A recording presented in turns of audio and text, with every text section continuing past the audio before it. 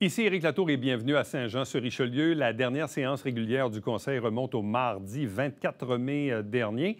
Et dans la période de questions allouée au public, on sent qu'ils ont pris presque un abonnement, c'est-à-dire que les représentants du mouvement écologique ou les citoyens qui interpellent les élus à l'égard des questions concernant le développement durable sont toujours au rendez-vous.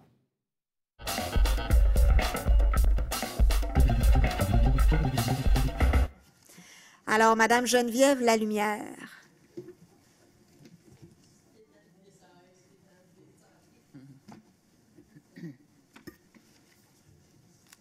Vous voulez me parler de prescription nature et d'espace vert.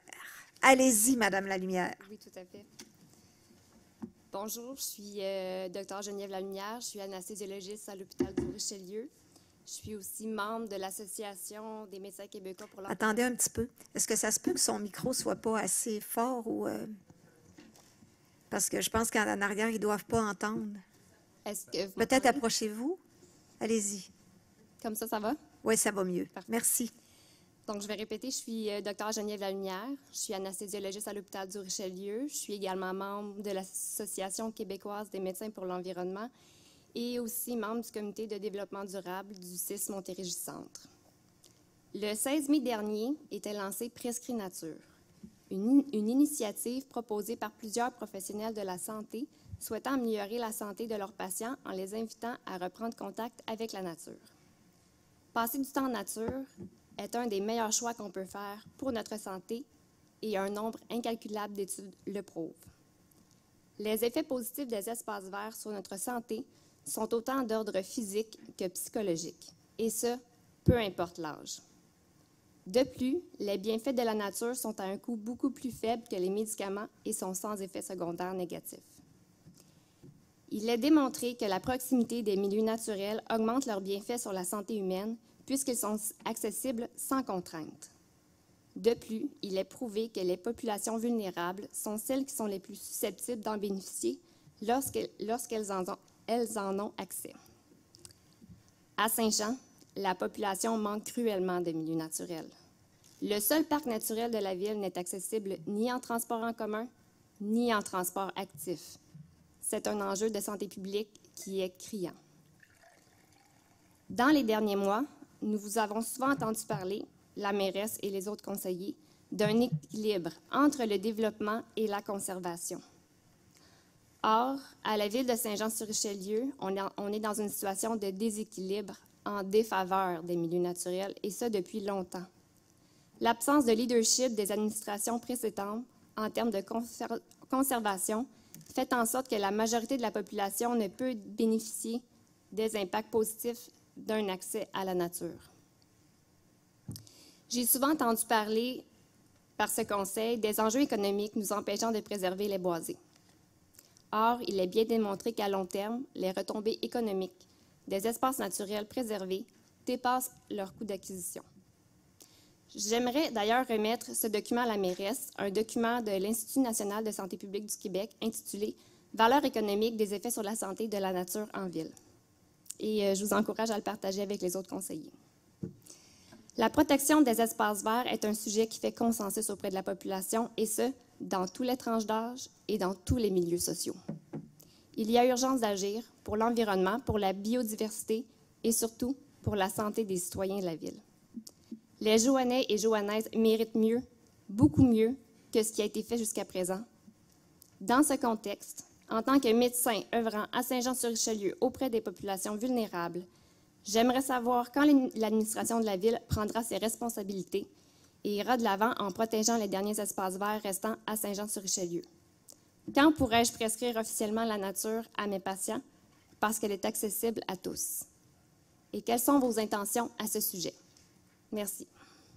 Bien, merci beaucoup, Madame Lalumière, puis merci beaucoup, vous et certaines autres personnes aussi, que ce soit du mouvement écologique du Haut-Richelieu ou Mères au front, je pense que vous alimentez allègrement la réflexion de chaque membre de chacun des membres du conseil, puis on est tous très, très conscients de ça. Puis ça, je dirais que c'est la trame de fond derrière toutes les décisions qu'on a à prendre, là. Maintenant, je ne suis pas capable de vous dire quand, je ne suis pas capable de répondre à cette question-là. Ce que je suis capable de vous dire, par exemple, c'est que c'est une préoccupation qui est généralisée pour nous. Puis comme vous l'avez si bien dit, c'est pas d'hier, là. C'est pas. Je pense que nous, ce sur quoi on peut se concentrer, c'est sur aujourd'hui et demain.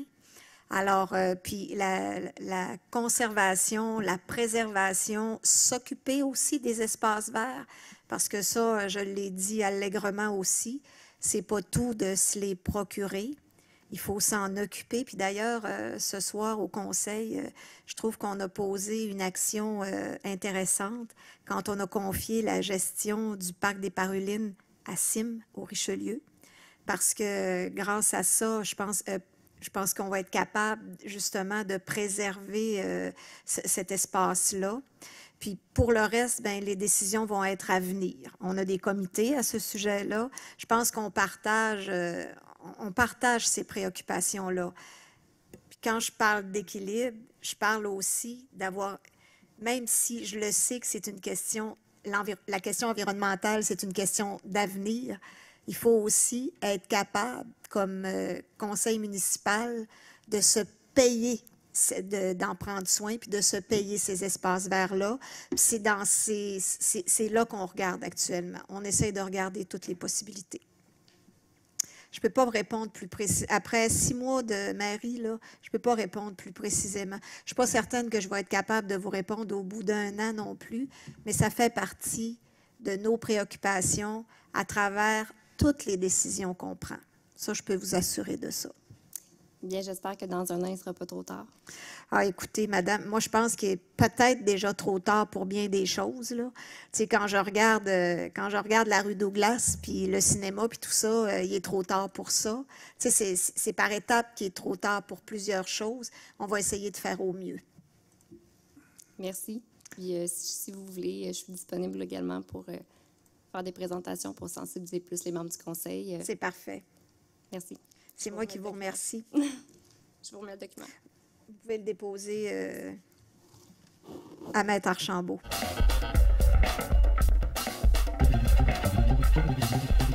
Monsieur Frédéric René. Un projet fraîcheur.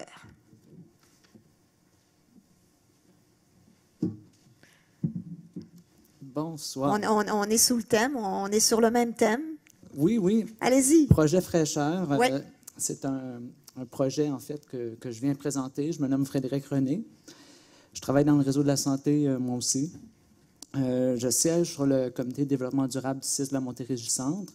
Je siège en tant que représentant des citoyens sur le comité d'environnement, développement durable, plan de conservation et transition écologique.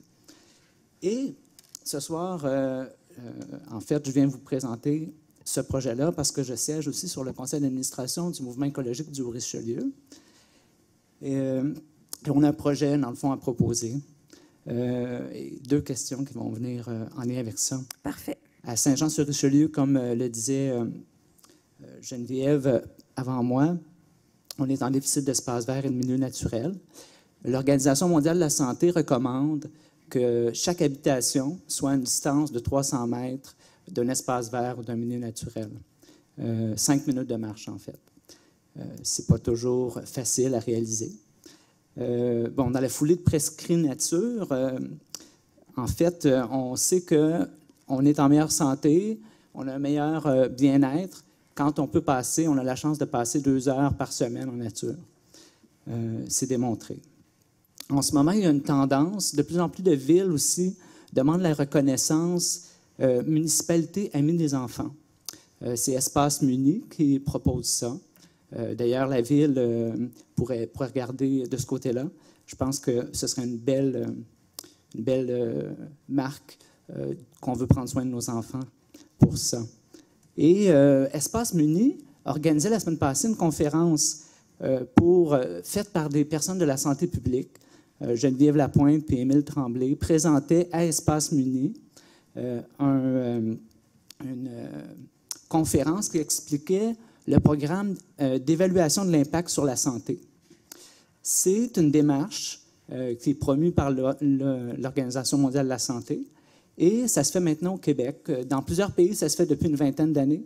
Maintenant, au Québec, il y a de plus en plus d'évaluation d'impact sur la santé pour voir ce que les projets peuvent apporter aux citoyens dans les municipalités. Le mouvement écologique du Haut-Richelieu a reçu une bourse qui s'appelle la bourse TD Amis des parcs, qui a pour but de soutenir le lien essentiel entre les citoyens et les parcs. Et cet outil d'évaluation de l'impact sur la santé, c'est un outil d'aide à la décision pour savoir qu'est-ce qu'on peut faire de mieux pour nos citoyens. Alors, le projet Fraîcheur vient amener une idée potentielle qui consiste à offrir un espace vert au centre-ville et d'intégrer cet espace vert au plan de conservation. C'est pour mettre les gens qui vivent dans ce secteur-là, leur donner la chance d'être en contact avec la nature. Le terrain en friche de l'ancienne usine Art Battery pourrait devenir un îlot de fraîcheur. En fait, il l'est actuellement, comparé aux bâtiments qui sont autour. Et peut apporter plusieurs services écosystémiques, une amélioration de la qualité de l'air, la biodiversité, favoriser les liens sociaux si ce parc-là devient fréquenté. Il est possible que ce soit un endroit qui soit bien situé pour la ville, avec l'idée de faire des logements sociaux, mais il ne faut pas oublier qu'on a besoin d'espaces verts et que dans le centre-ville, pour l'instant, il y en a peu. On a plusieurs écoles à proximité, à moins d'1,5 km. En plus de l'Étoile, pédiatrie sociale, il y a 6 autres écoles primaires, une école secondaire qui sont dans ce secteur-là, où les enfants pourraient bénéficier d'activités dans ce parc. Donc, ma première question est la suivante. Acceptez-vous de retirer les enseignes entrée interdite, accès interdit et défense de passé pour laisser les citoyens circuler librement sur ce terrain public qui ne comporte pas de danger et qui offre des bienfaits pour la santé de celles et ceux qui voudraient le fréquenter? C'est une bonne question parce que je ne savais même pas qu'il y avait ces enseignes-là. Personnellement, je ne le savais pas, mais écoutez, je reçois la question. Là. Vous notez la question, M. Baudin? Parfait, merci. Merci beaucoup. Et sachez que certains citoyens savent qu'il y a ces enseignes-là parce qu'ils reçoivent des contraventions quand ils passent dans les sentiers de ce terrain. Maintenant, acceptez-vous de procéder au processus d'une évaluation de l'impact sur la santé pour démontrer les effets possibles bénéfiques sur la santé du projet Fraîcheur d'un espace naturel sur le site de l'ancienne Art Battery? Et pour ça, en fait, je voulais déposer un document qui décrit en détail le projet. Et puis, à ce moment-là, comme j'expliquais tout à l'heure, le processus d'évaluation de l'impact sur la santé peut permettre de démontrer si c'est la bonne décision à prendre que d'avoir un espace naturel supplémentaire au centre-ville. Et en fait, la question, si elle peut être répondue maintenant, ce serait agréable. Mais si vous avez besoin de temps pour évaluer le tout, je comprendrai aussi. Je peux pas répondre à ça maintenant. Je ne peux pas répondre à ça maintenant parce que ce terrain-là, je le sais que ça fait plusieurs années qu'il est en friche. Je pense qu'on dit ça comme ça. C'est un terrain qui appartient à la ville de Saint-Jean-sur-Richelieu. Puis il y a une portion de ce terrain-là qui a été réservée par voie de résolution à l'ancienne commission scolaire des Hautes-Rivières, maintenant le centre de services scolaires des Hautes-Rivières, pour un projet intégré de centre de formation professionnelle puis éducation des adultes. Il y a une portion de ce terrain-là qui a été réservée à ces fins-là. Puis oui, je reçois évidemment, comme dans le cas du docteur Lalumière ou dans votre cas, je reçois les préoccupations nature, mais c'est un des terrains aussi, on a aussi des dizaines de citoyens, des dizaines de familles qui ont des besoins de logement. Et c'est un des terrains qu'on avait ciblé justement pour des logements. Mais évidemment qu'on voulait intégrer ça dans un milieu un milieu de vie ou est-ce qu'on veut garder de la nature? Alors ça, on avait pensé à ça, mais c'est pour ça que je ne peux pas vous dire que vous m'avez demandé, acceptez-vous ce soir de participer à ce projet-là. Je ne peux pas vous dire oui, là, parce que ce terrain-là, il est déjà ciblé pour certains autres projets qu'on juge aussi essentiels pour nos citoyens. Alors, à ce moment-ci, ce soir, c'est ce que... Par contre, le projet où j'aimerais ça le regarder, je ne voudrais pas me priver je voudrais pas priver le conseil de ça, là, mais au sujet du terrain de la Hart Battery, parce que c'est de ça qu'on parle, à moins que je me trompe, là, c'est ça actuellement qui est... je vais vous le dire, là, puis je pense que de toute façon, un conseil, ça parle par voie de résolution, puis si on a des résolutions à cet effet-là, alors c'est l'état de la situation actuelle. Parfait. Ma demande, en fait, elle est plus simple que d'accepter le projet Fraîcheur tout de suite, mais c'est vraiment de procéder à une évaluation de l'impact sur la santé. Et l'évaluation de l'impact pour la santé peut tenir aussi les facteurs sociaux.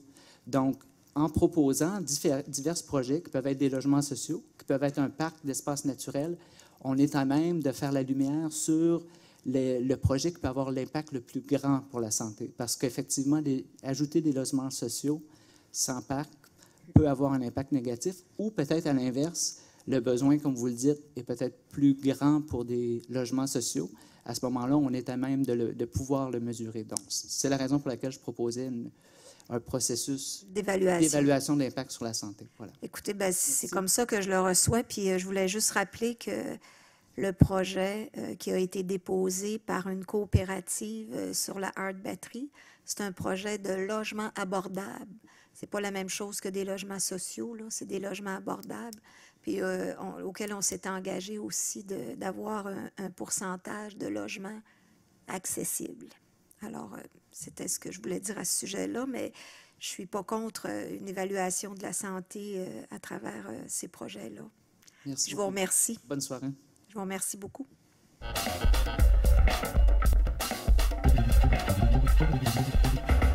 Monsieur Jetten, bonjour.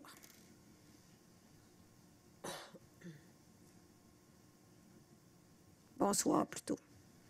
Oui, bonsoir, Madame la mairesse, Mesdames, Messieurs et conseillers, conseillères.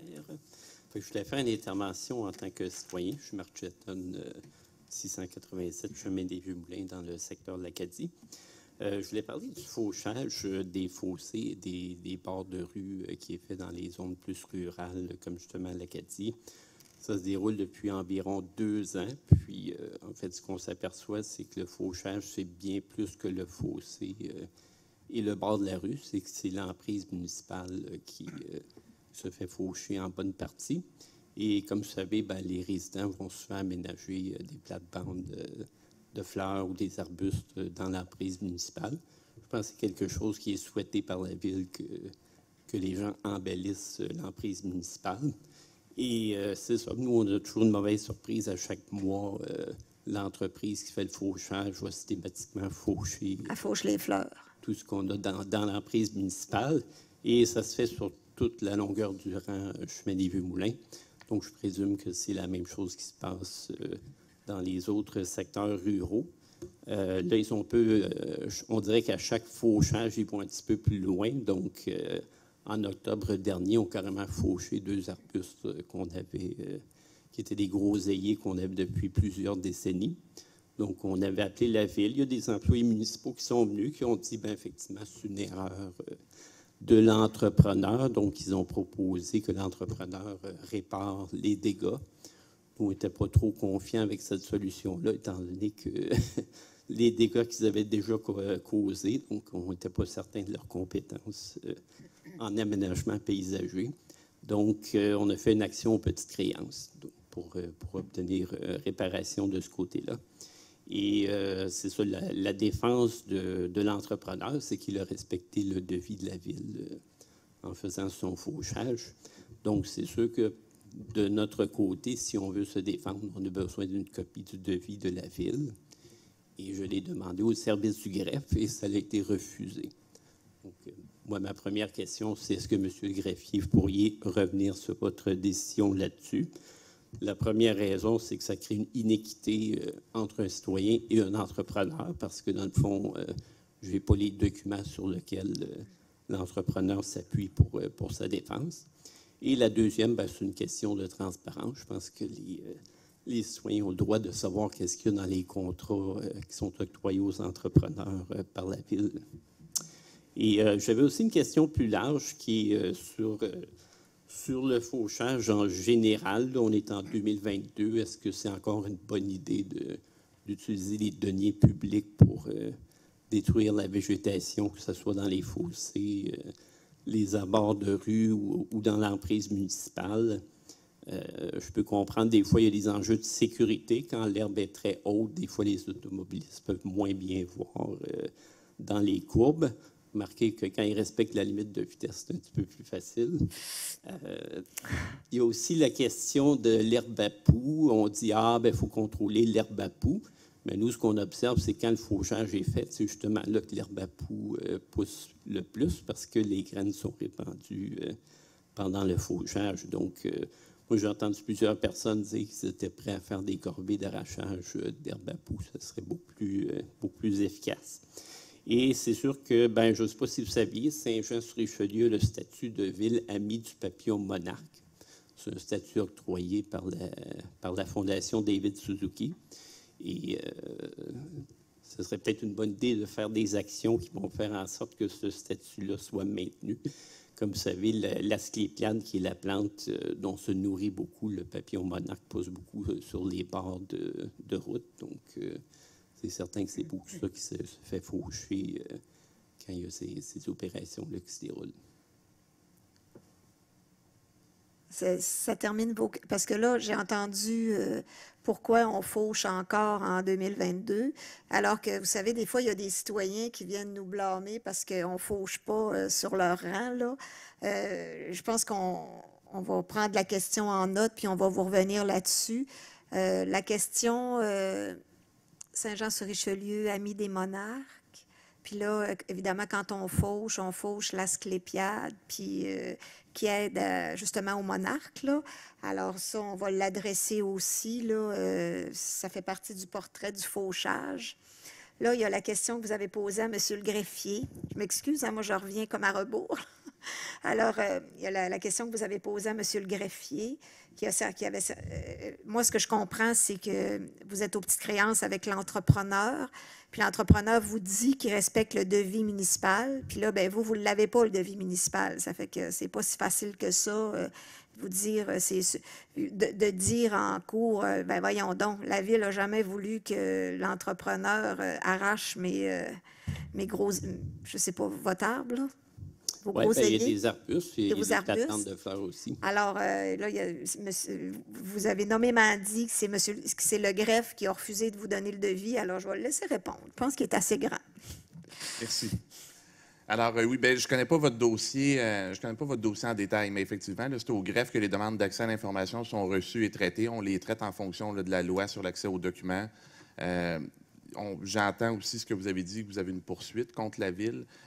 Donc, ce que la loi prévoit et ce que la Ville doit donner dans le cadre de cette loi-là versus les documents qui peuvent être disponibles dans le cadre d'une poursuite, c'est différent. Ce n'est pas les mêmes règles qui s'appliquent. Là, comme je dis, je ne connais pas votre dossier en détail, mais je vous inviterais peut-être à rester à la fin, puis je pourrais prendre en note vos coordonnées. En fait, ce n'est pas une poursuite contre la Ville. Contre la Ville, c'est une poursuite contre l'entrepreneur. Donc, c'est sûr que comme citoyen, je le prends un petit peu mal que la Ville soit plus du côté de l'entrepreneur que du côté du citoyen. Mais ça, la réponse était non, sans aucune justification. Donc, ce serait le fun. Alors, on va forer ce nom-là. On va forer ça. Excellent. Puis, je voulais demander aussi, dans le fond, ça, je comprends bien, c'est un contrat annuel qui est octroyé. Donc, ce serait le fun que ça ne soit pas juste renouvelé sur le pilote automatique, qu'il y ait vraiment une réflexion sur est-ce que c'est vraiment utile. Je ne me sens pas vraiment apte à répondre à ça, mais je sais qu'on a déjà eu une discussion sur la question du fauchage des fossés, puis la machine qui fauche à gauche, puis qui fauche... En tout cas, ça fait partie de certaines... choses dont on a discuté, mais que je n'ai pas nécessairement intégré. Alors, on va forer ça, M. Jetten. OK, je vous remercie.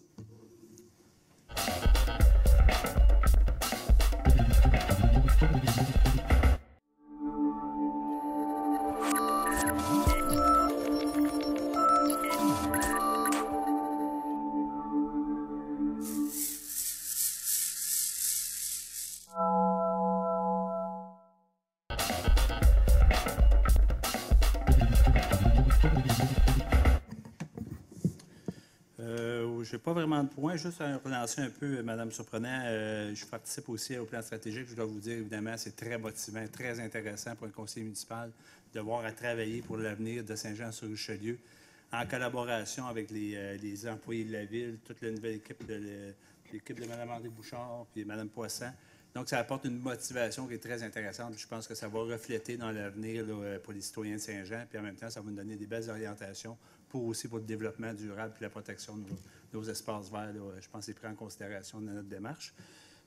Autre petit point, un petit clin d'œil à Claudie Bouchard. Bonne retraite, profite-en bien. Fait que merci encore pour tout ton temps à la ville de Saint-Jean-sur-Richelieu. Tu as eu des étapes, la fusion, il y a eu beaucoup d'organisations, beaucoup de travail, puis beaucoup de collaboration avec toi. Mais écoute, un gros merci, puis bonne chance de tes nouveaux défis. Alors, je n'ai pas d'autres points. Je souhaite un bon retour à toute l'histoire.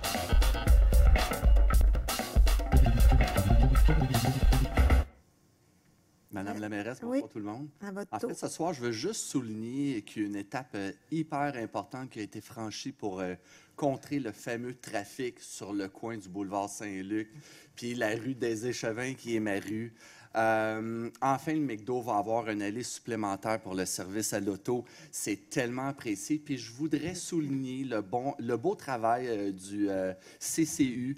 Puis bravo d'avoir pensé à un mur anti-bruit, mais ils ont ajouté, en plus de ça, des plantes grimpantes sur le mur anti-bruit. Fait que tout ça, c'est hyper apprécié pour moi, pour les citoyens du secteur. Alors, un gros merci, puis bonne soirée.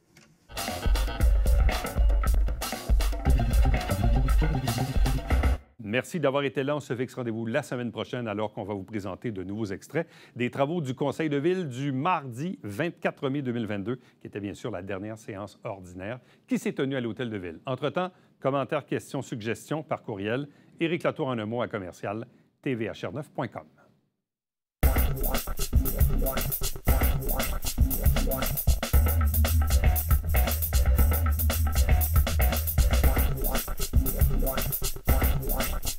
One.